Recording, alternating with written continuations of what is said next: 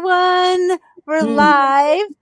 My name is Rebecca F., and I am an Outschool teacher, VIP kid teacher, Bling ABC teacher, and full-time mom of two young girls. I know, I'm like all over the place. So welcome. And here with me, I have Dr. Julie Connor. Introduce yourself. Hi, I am Julie. I'm a VIP kid teacher and Outschool teacher, and I am exhausted by Rebecca's introduction. I don't know how you balance it all. I make a schedule. I have a husband and me, and that's, and that's another lesson right there is the schedule. Right. Yeah. I mean, we schedule around nap times in my family. And so nap times are super important for scheduling classes during those nap times. And if I don't have classes, I have to forget to give her a nap. And then she's thrown off for a day or two. I'm like, no, you can't be thrown off because tomorrow I am teaching the class. So we do have, with some wiggle room, but we do have a good schedule. Yeah. So we're here just to talk about our differences with Outschool. I love hearing when Julie speaks in our collabs because she comes to a whole different side of it than I do. A lot of us are preschool teachers, and I teach the young ones, 3 to 8. And she teaches the older crowd, the teenagers. And so I love hearing what she has to say and how she does things differently than what I do things. So it's fun to hear. In fact, most of the teachers I'm connected with teach younger kids. And that is so good for those of us that teach upper elementary, middle school, and high school kids, because I strongly believe that the creative tools that we can learn from those who teach the young ones are tools that we can easily translate into our classes with upper level kids. I've always been a big believer. If you want to see differentiated instruction, if you want to see cooperative learning, if you want to see small group sharing and small group work, creative strategies, creative examples, how to do hands-on opportunities, go into any preschool or kindergarten classroom. And that's those primary teachers, including on Outschool, the ones that teach the little ones, are where so many creative opportunities and experiences are available. And so that's why it's essential, I think, for us as teachers to belong to some of these Outschool and VIP kid teacher groups, because that's where we're inspired with such great ideas. Yes, you can learn so much from everybody. I used to be a kindergarten teacher, and so I was that for 5 years, and now I've been with VIP Kids for 5 years after that, or almost 5 years. And so I'm taking a lot of that, with me. And being with Outschool is kind of like being a kindergarten teacher all over again. I mean, you teach what you want to teach, and you teach whatever age you want to teach. 3-year-olds all the way to age 18, which is nice about Outschool is you can do the whole variety. And if you love the older grades, awesome. Like my dad loves the older kids, older elementary. Julie loves the older elementary, high school. I love the little ones. And I'm thinking to myself, these science experiments, these little kids can totally do it. They may not understand fully the science involved in it. I try, I kind of make sure it's easy to understand, but they can understand the wow factor. And then later on, they can do this again, and they can understand more of what they do.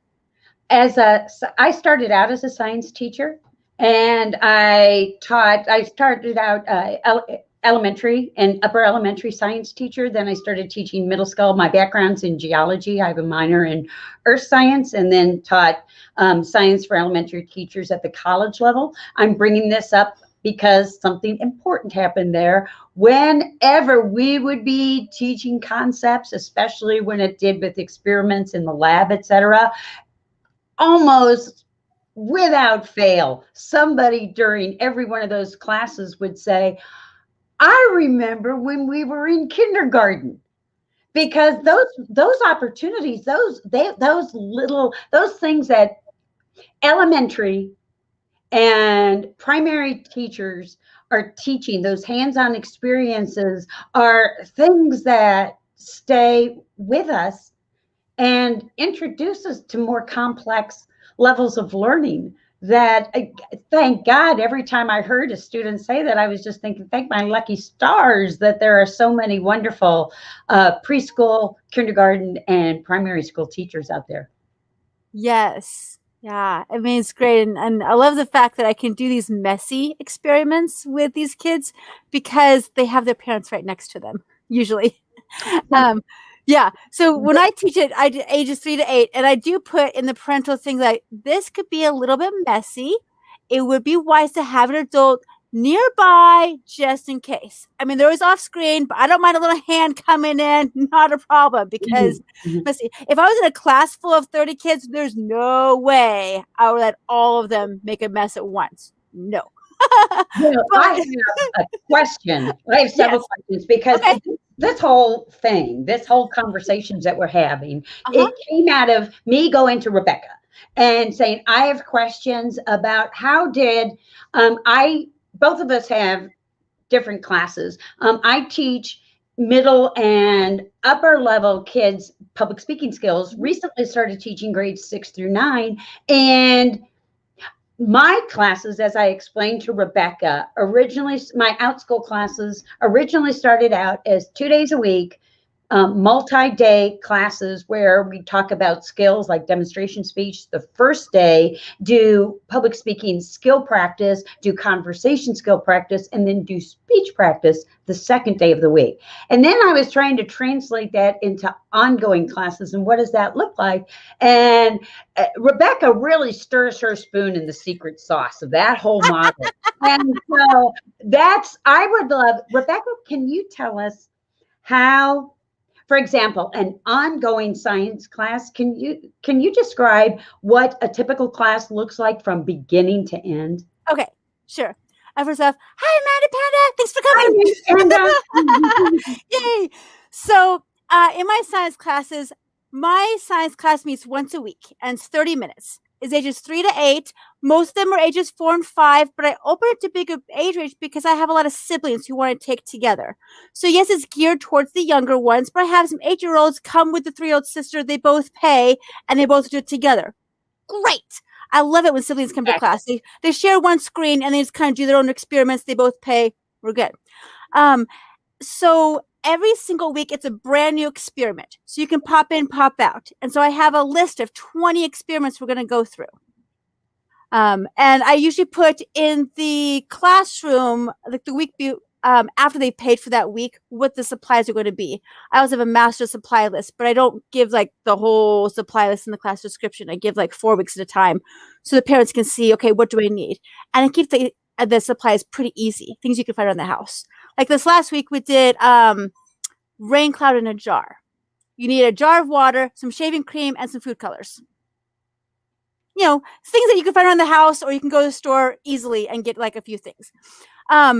And so how I set mine up is that we come together with supplies, we go over supplies, make sure we have everything. I say, okay, we're going to do it 2 times usually. The first time we're going to walk through together with me, and we're going to ask questions. What if I do this? What happens if I do this? Make guesses. You could be right, you could be wrong, and it's okay either way because good scientists are sometimes wrong. And good scientists are sometimes right, and you don't know. So then we do it, and we go, ooh, wow, that's so cool. And then I say, okay, now do it again, and maybe a little bit differently. If it didn't work the first time, let's make it work the second time. If you have different supplies, let's see what happens if you do this. And so if they come and they don't have the right supplies, or they use like gel shaving cream instead of the foamy stuff, like, I don't know. They say it doesn't work, but try it. You tell me what happens. So there's no wrong answers in my class. I try to make it so that it's pretty easy going. What happens if a child comes to class and doesn't have the supplies? Have you ever had that happen? Occasionally. Most times I do it with them so they can just watch. Okay. I will also spotlight the other children as we go so they can kind of watch to see what would happen. And I say, okay, now that you know what we're doing after class, you can get the supplies and you can do it yourself. Have you ever taken a multi-day class and made it an ongoing class or created a version of an ongoing class? I've actually gone the other direction. So I start with one time. So every experiment has its own one-time class. Okay. And so I tried doing 3 of those experiments together as an ongoing class. So everything has like a theme, like a 3-day class. Gotcha. That kind of worked. But then I decided to do it as an ongoing, so I have more experiments. And I just looked at Pinterest and got some ideas, and I made them my own. And I have like 20 of them, so this is going to last me to the end of May, and then I can just recycle them, or I can do new ones, or whatever.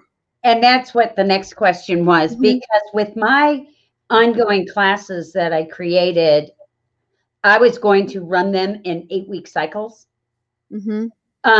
Because just the whole teaching different things that are related, different topics. For example, like my ongoing ages 6 to 9 class is I have 16 different classes in that ongoing class that I'd like to recycle and go back and start teaching again. But I wanted to know, is with your ongoing classes, do you just keep teaching different content every week? Yes and no. So my science class that started in January, I've got 20 lessons, and then I'll recycle it. My math class, I had 5, and now I have 10, and I just keep going back again and again and again. I just reinforce those same concepts. I started that in August, and I taught the same 5, which is really small, same 5 math classes over and over and over again. And I have the same kids who are going to continue with me no matter what. I'm like, dude, you played this game 3 times already. They're like, I don't care. Let's play it again. Great. Okay. So I got kind of tired of those 5 games. So over Christmas break, I came with 5 more. And so we now have 10 games that we cycle through, because people can pop in at any time, and I want them to get all the concepts.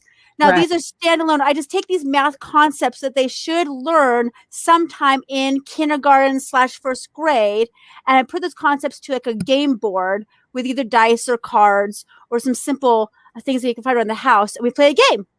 And the next week, it's a brand new game with a new math concept. Why do you think it is that when I first started teaching with Outschool, my single classes were really popular.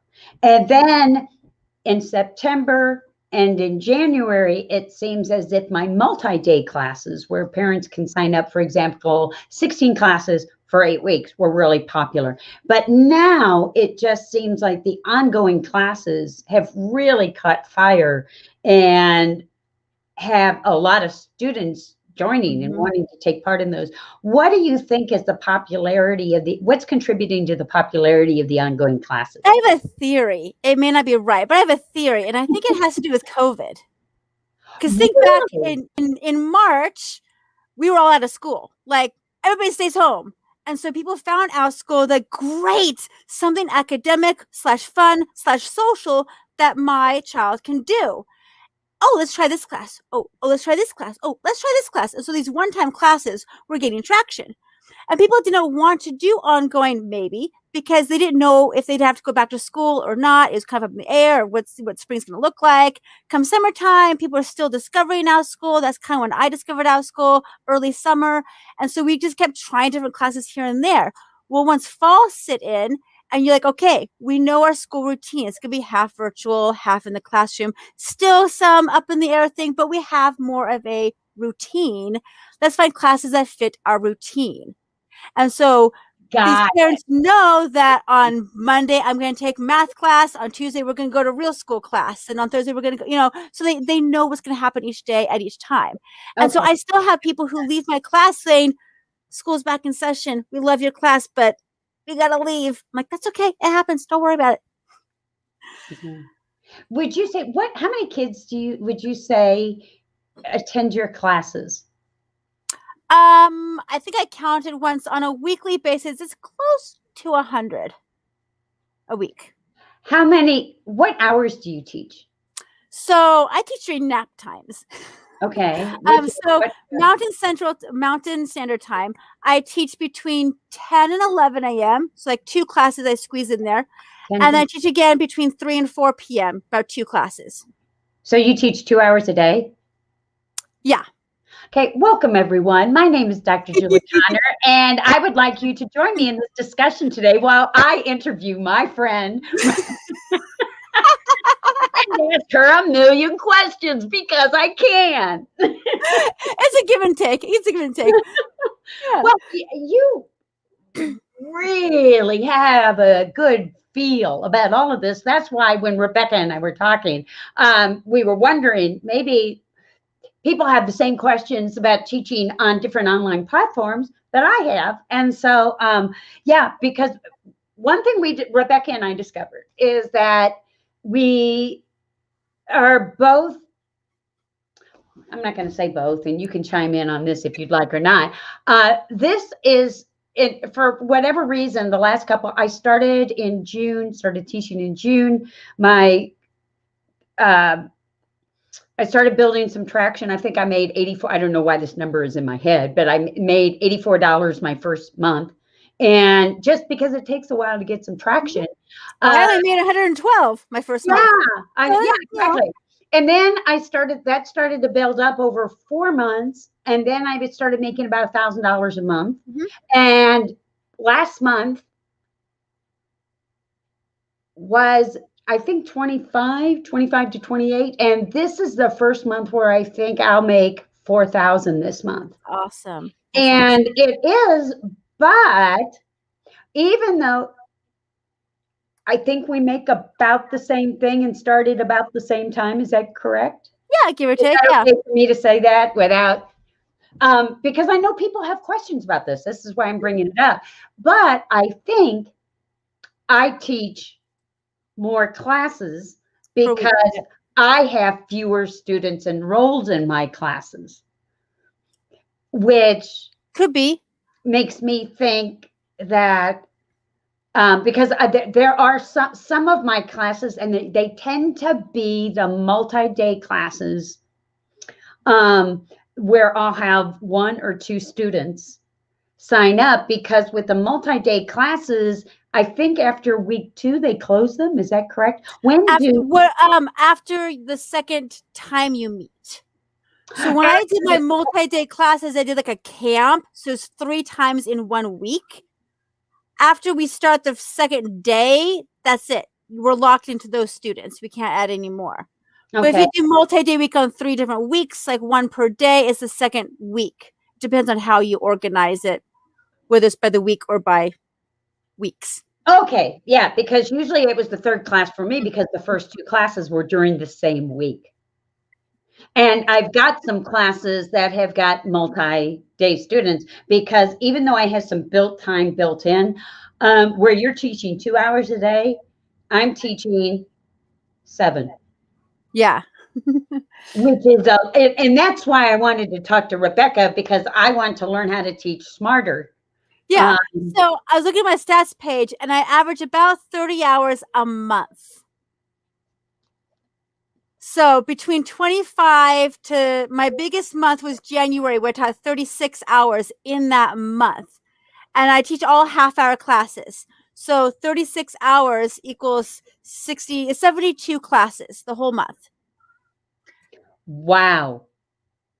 Yeah. I mean, it's not 36 hours a week. It's 36 hours a month.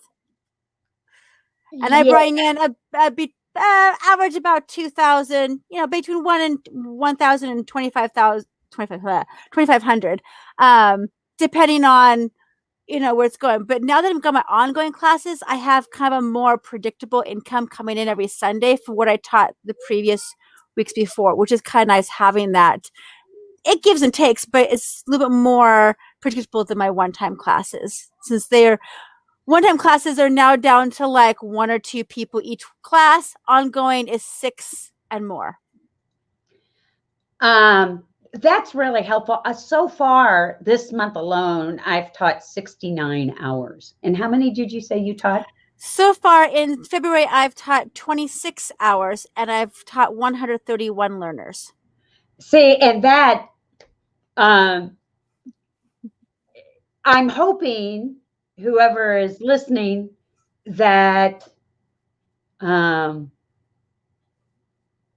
people are hearing that the way Rebecca, as I bring this up and talk about it, I want my class schedule to look like that. It's taking time. I just started June. It takes time to get your family base. But here's some tricks that kind of stumbled upon that may work. When I start an ongoing class, I give them 2 choices to sign up. That's it. I give them 2 choices.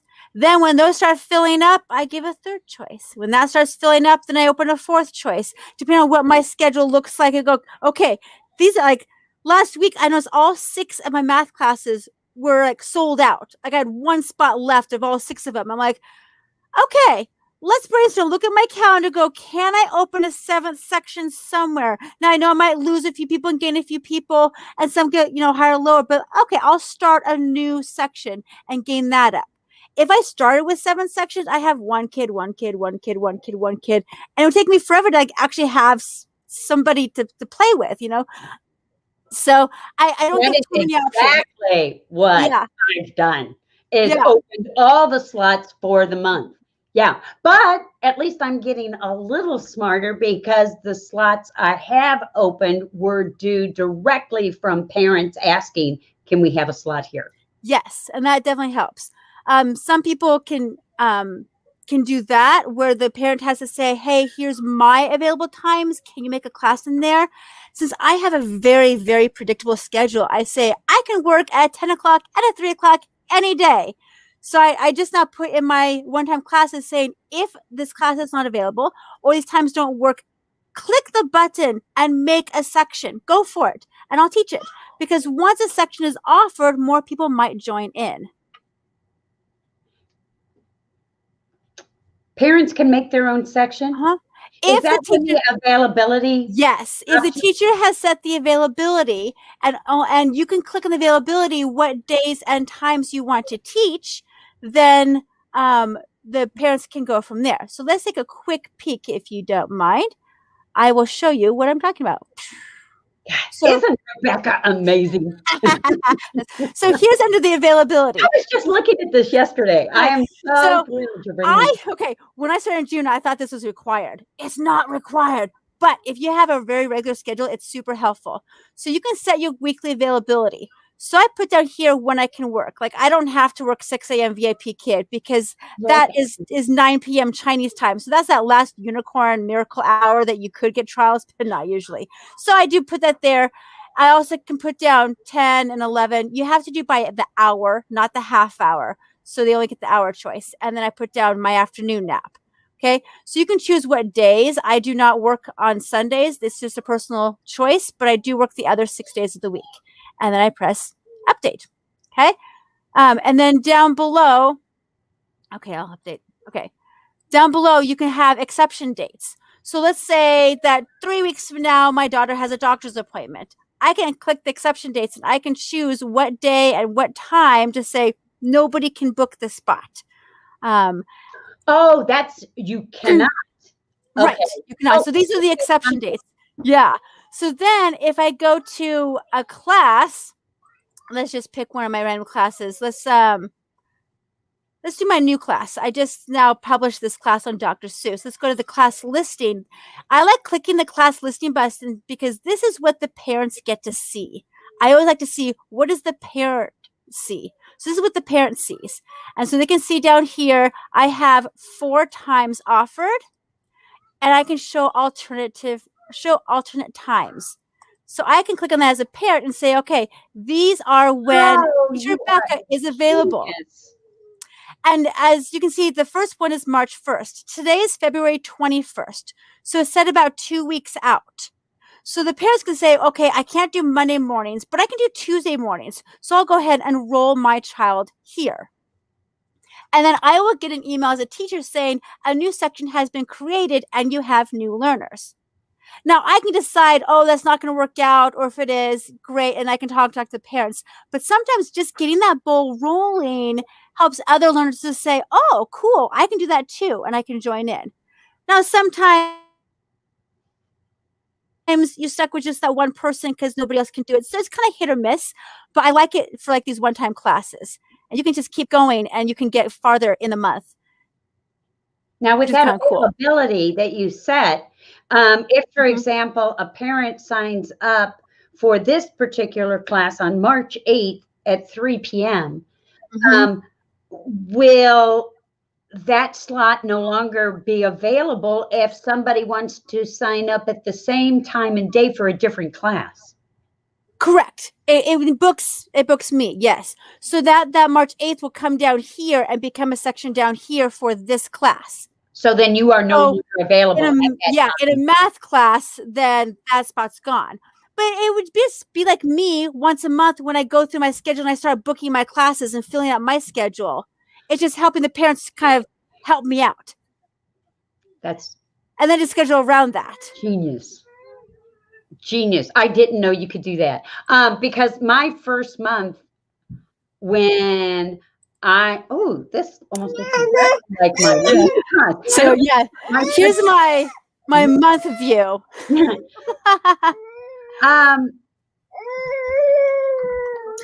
So wow, I have my ongoing first, and then I schedule my one-time classes around that. So this is going into March. This is my one-time classes. Sorry, baby woke up. We had a visitor. Yeah, so this is how I schedule it. Since I'm limited to the hours that I can teach per day, I go ahead and do my ongoings first, all the way through the rest of the semester, and then I start filling in my gaps. Since I know I can teach from 10 to 11 and from 3 to 4, and I should try to put like 15 minutes between each class because science needs a little bit more setup time to go clear off, bring in. Then I will, fill in the gaps. Isn't that okay? Any other tips that you suggest? Because this is one I panicked my first month teaching with Outschool and this took me about a month to figure out the whole availability thing, because I think by default all of those are available. Is that true? Right. Yes. So you can go in and you can unclick them I did all. not know that. And so for the first month, I was teaching crazy hours all over the map. And thank God for at least the first month, none of those were interfering with my VIP kid classes. Right. So you come here, you can use select all or deselect all. So what I did is I deselected all of them. They're all white. And then I went and I clicked the ones that were yeses. Did it. That is genius. That is just. And you can update it at any time. So like if my daughter starts changing her nap schedule, I can go, okay, we're going to just, have new times available now. See, I love that. And that's going to make it so much easier, because what I was doing was, just like I said before, I try to plan out by quarter. And so, or at least every other month, or every 3 months, so that parents can select. But when parents go to a class, I've got like 7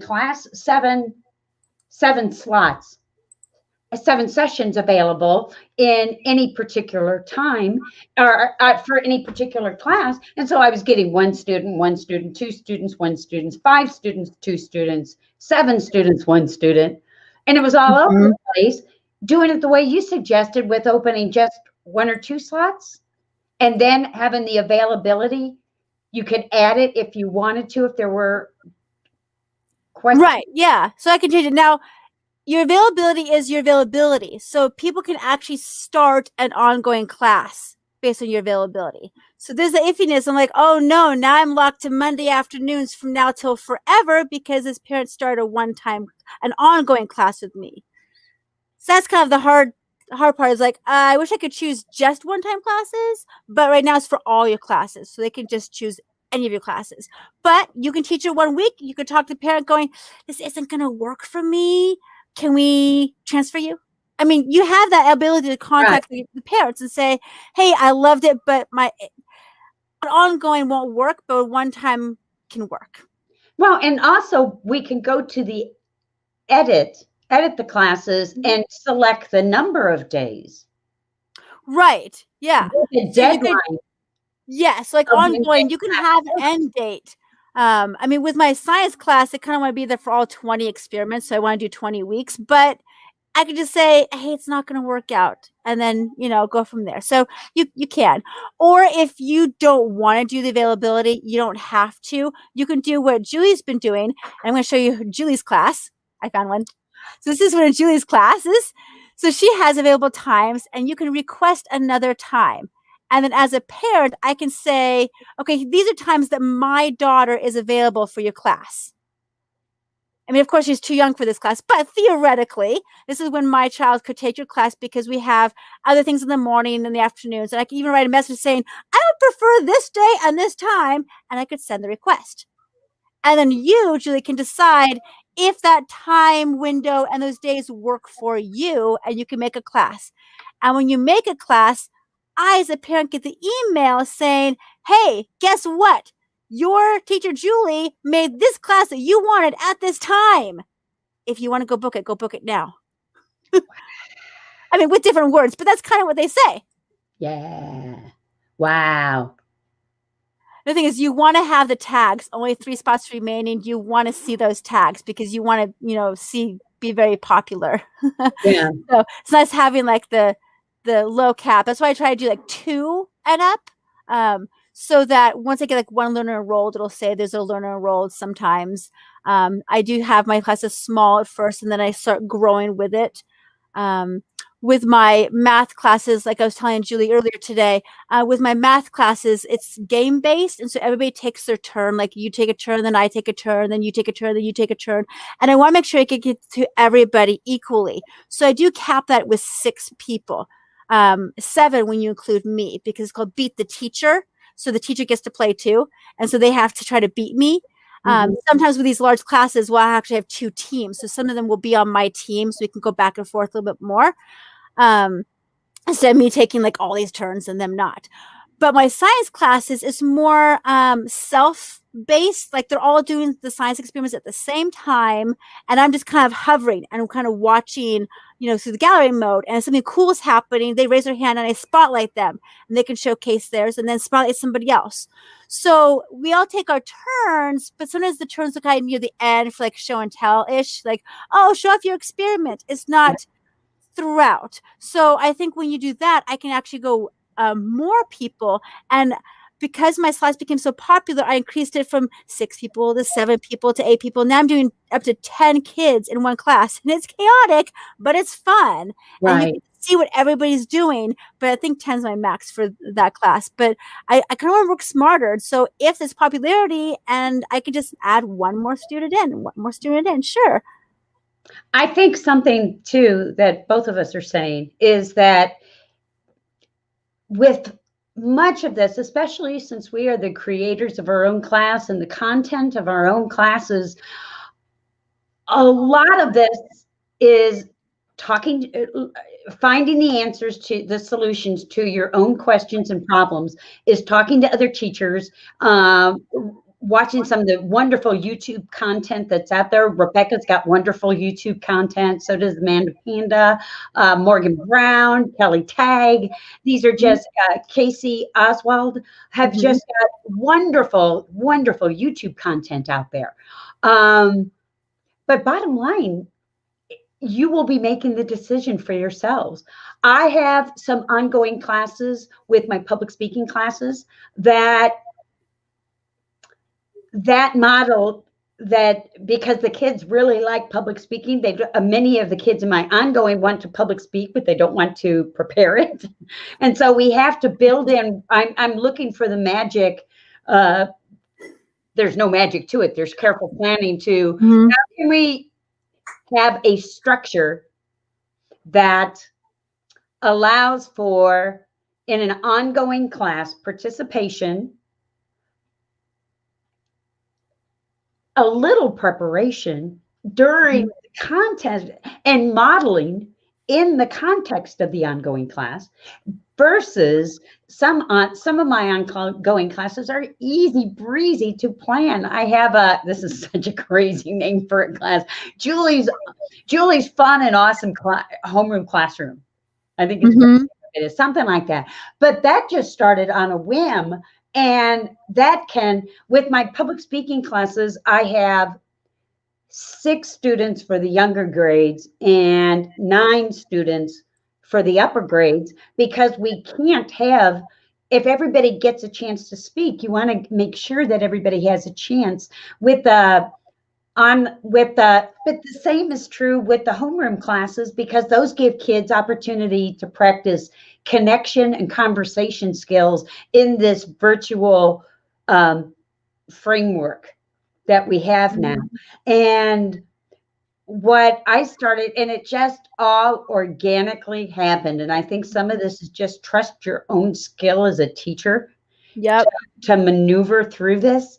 I started out creating conversation starters and games, and it still has that structure. But what's happened, because I teach 9 to 12 years old, and then we'll be starting a homeroom for 13 to 17-year-olds, is I model it first, and then they are planning the games, and they are planning the icebreakers, and they love it.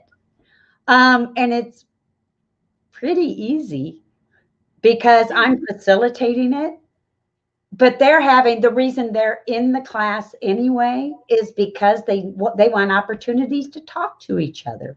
Yeah. So yeah, look at that crazy, look at that crazy class. I know. I love it. And once you get those regulars, they can kind of help guide the class. Yeah. And every section you do is a whole different feel to it. That's what I know about my classes. Every section I have has a different group of kids, and it just feels so differently. So you do have to adapt per group of kids. Like, okay, some of them can do a lot more than the other ones can, so let's adapt and change it. Yeah. And they can kind of guide the direction of the class. And so if somebody new comes in, they can kind of slip in pretty easily, hopefully, to kind of get into that group. I'm looking at that March 8th class that was up there, and I think I'll leave it just because I've already got it posted. There was a parent that requested it at that time, and so I created it, but they haven't enrolled in it yet. But that's a future class. I'm just thinking out loud right now. It's fun to see the times, and because once it got rolling, once we got closer to the actual date, more families started to enroll. And that was my question. Another question I have about ongoing classes like this one is how soon do parents sign up? I often get some the day of. Often. If I have an open spot in like my science class, I can get some like a half hour before. And it happens. They go, oh, this looks like a cool class. Hey, we have the supplies. Let's do it. Great. Can you pull mine back up? Because I want to ask a question and make a point all at the same time. And that is, if you go down, stop right there. Okay. I had a parent, something organic that started to happen over the last few months as well is some of the classes I'm creating have considerable input from students and parents. And I like that because I think really good teachers are open to input to learn even more. One of the questions that I had from several parents about this homeroom is, how is this class different from play? And if you look at the description here, I thought, good questions, parents, good call. So I went to the research. And if you look at that second paragraph, extensive research shows strong relationships between academic success and students' experience of strong positive connections with peers and caring adults. And I pulled up the research so that parents could see that this is fun, but it's also grounded in evidence-based research. So just that openness to learn and um, mold classes with the input that you get from kids and adults, I think is really important. So Yes, yeah, and that's when my math class, I was getting tired of the same 5 games because I originally made it 5 weeks before fall started. So I mhm, thought, here are some 5 games to get you ready to go into kindergarten or go into first grade. We'll just kind of more from that. So come near Christmas break, I sent a classroom post out to my parents saying, hey, if there's any concepts you want to reinforce, let me know, and I'll make games based on that. And I just need, brainstorm with me. What do you guys want to accomplish? What are your objectives? And I can make it fun. And so I had some really good ideas from that to help me kind of kick off my brainstorming. And sure. then I came up with some more games. Yeah.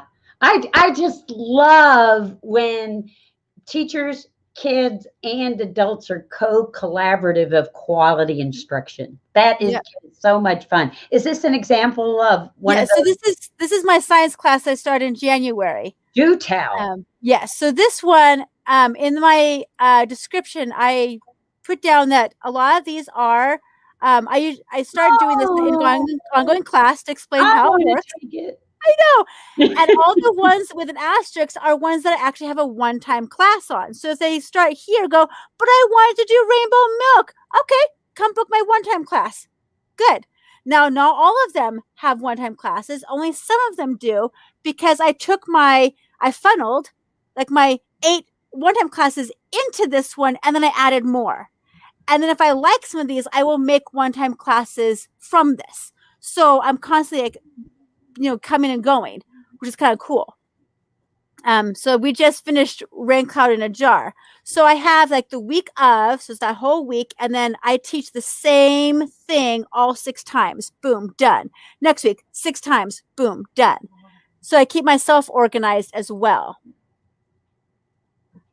So I recently started this one, so it only has 3 learners, but the other 3 classes are on here because they're sold out with 9 kids each. So all that's left is my Wednesday afternoon that I just added last week, started filling up, and then some Saturdays. So I only teach this class Wednesdays and Saturdays. That was quick prep for me. And instead of spreading it all through the week like I did in my math classes, I'm like, why did I do this? I'm going to start chunking. So I'm going to do a math day, and then I'm going to do a science day, I'm going to do a math day. I'm going to start chunking because it makes it easier for me to do in the future. Now, as I'm looking here, I love your schedule. Yes. And actually, when you create an ongoing class, they do require that you put of Right. this week of and then what it is. And it can be vague. It doesn't have to be exactly like this, but imagine yourself a parent. And let's say it's February 21st. Okay. February 21st, the next week is going to be this. If I was coming in now, I would know exactly what's going to happen when I enroll my child on Monday. But if you just say week 1, week 2, week 3, week 4, I have no idea what week you're on. Yes. I don't know. What supplies do I need? Especially in a class that needs supplies. I'm not going to sign up because I won't know if I have the right supplies if I don't know. Did week 1 start January 1st? Did week 1 start February 1st? Like, I don't know. Jeez. So Outschool is trying to make it easier for parents to jump in and then come out. And so I put down my supply list of like the next 4 weeks, and I kind of keep updating it. That way they only see what's coming up a little bit at a time. So smart, because I've had, when I thought ongoing class, why does it, I was wondering the same thing if kids are coming in, but this is all I've got the week 1, 2, 3, 4, 5, 6, 7, 8. But if I go back and do this with specific dates, that will answer the questions. Oh, I wonder as a parent what content they're covering this week. Now I know. Because honestly, I found an ongoing class last semester, and I chose not to enroll my daughter because I had no idea what week they're on and what they're doing. Exactly. And I did not take the time to ask the teacher. I could have, but I was lazy. And if I'm lazy, other parents are lazy. Well, and if you have it, why go to a class that has a vague description when you can go to a class like this and it's very clear? Boom, I'm enrolling in this one. Yep. You take the guesswork out of it. And my math class, let's cycle back to my math class. Isn't Rebecca smart? So math class is the beat the teacher. I got all these classes going on here. And so I like to view the class listing. I love to see what the parent sees. And as a teacher, you can see that. I love going there because then I can see all the stats. I can see, what's available. I can see my class description, how they're going to see it. And here I write down saying, these are 10 games I cycle through. They do not build on each other. You can start anytime. Here they are. And here they are in the weeks. And I've actually gone through, I started in January, and I put those January classes down at the bottom now. So I'm constantly updating it so it looks like I'm never ending it. This is so smart. I was going to ask a question and it just went out my head. Oh, are all, can you scroll back up? Oh, yes. To your dates. Oh, yes. Okay. Okay. Parents, if you have children in this age level, enroll in Rebecca's classes immediately. Yes. So my math class is for K1, so like 4 to 6 year olds, but my science is 3 to 8, so it's a wider range. So here you've got next on Thursday, next on the 20th. These are all different classes, though, at different times. Are they all doing the same thing? Yes. So this past week, we all did Race to the Top, all of them. All 7 classes did Race to the Top. And then next week, we do this one. And I try to have my supplies here, vague supplies. And then in the classroom post, I'll give the exact printout because I don't like to give it away for people to grab and then unenroll. I want them to actually come and play the game with us. Right. But they like to know like what they need here. I also put it down here in the supply list. Some items in the house to just have on hand. We use cards all the time to like games. We'd use dice, use game pieces or quarters or coins. I'm also very open. Whatever supplies they have, it works. Don't stress about having the exact supplies. We can make it work. If you have Uno cards instead of having a deck of cards, fine. You got numbers on them. We're good. And oftentimes, oh, you don't have a dice? That's fine. I have a camera above my table. You can use mine. Boom. And everybody can just use my dice. I'm fine with that too. So if you forget a supply, you can still come and join the class. Yeah. And my classes have all been that way too, where I use PowerPoint a lot in my public speaking classes, and mainly because I have resources that are available for everyone. So even if some kid comes to class and didn't have time to prepare a demonstration speech or forgot all about it, the outline is there and it's very simple. It's very clear. It's in front of the kids, and they don't have to feel bad that they don't have the resources that are available. One thing I like about what you've done with this in terms of organization is if I pulled up my Excel spreadsheet, it's work because after every class, I've got an Excel spreadsheet of all my classes, but because there's different start times, I think with my multi-day classes, I'll still have to track who's where. But with my ongoing classes, if we're doing the same kind of classes straight through, I can just do the same skill because of this calendar schedule that you've got built here. Yep. And it's easier for the parents too to know exactly where to jump in. You don't got to have one person on week 1, week 5. No, everybody's going to come in. And because I cycle through the 10 games, if somebody comes in here and like we just did Race to the Top, if somebody comes in now, they'll go through the rest of them. And then they'll come back to number 1. Great. And I keep cycling it through. So they can do all 10 games. They can keep going back around and get game 1 again and go, oh, I missed that week, or I like that game. I'm going to keep going in. Great. But I do lay out clearly for the parents, say that if you just want to do these 10 classes, you can then leave. But stay. I've had people stay since August. And right now it's February.